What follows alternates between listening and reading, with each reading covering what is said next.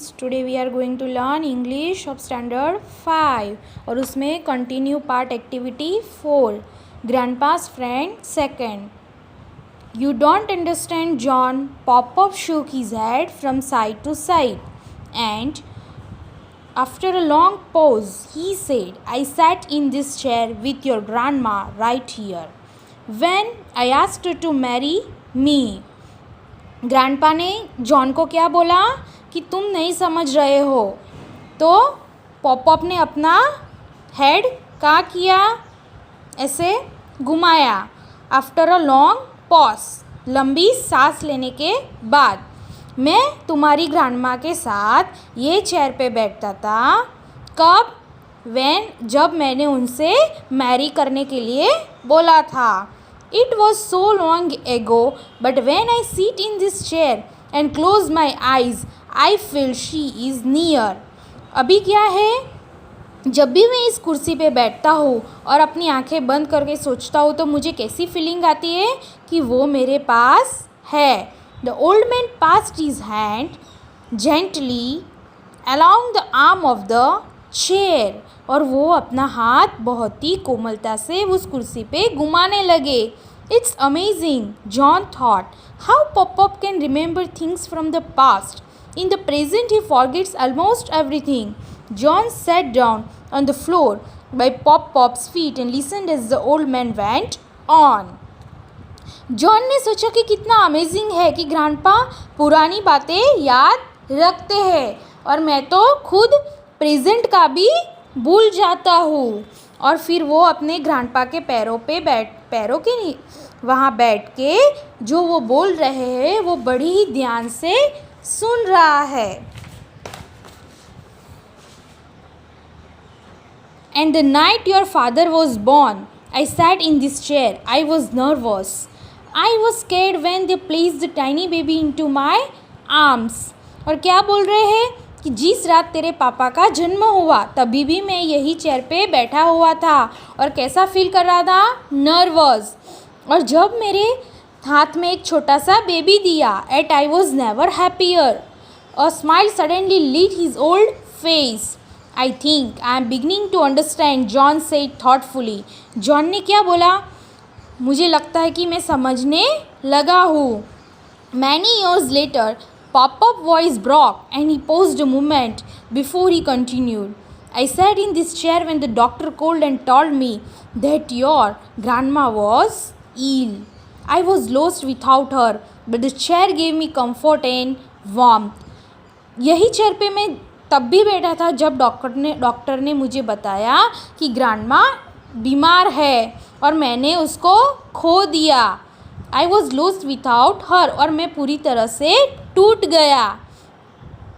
The old man's sadness seems to grow as he recalled that unfortunate day.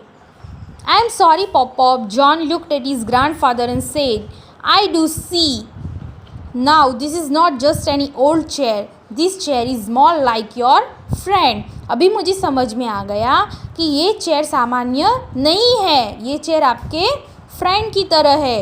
Yes, we have gone through a lot together, Pop-Pop said that night. However, when John and Pop-Pop were asleep, John's mom and dad carried the chair out to the footpath. और उस एक रात John और pop सो रहे थे तब John के पापा और मम्मी ने उस चेयर को फुटपाथ पे रख दिया. It was a starless night.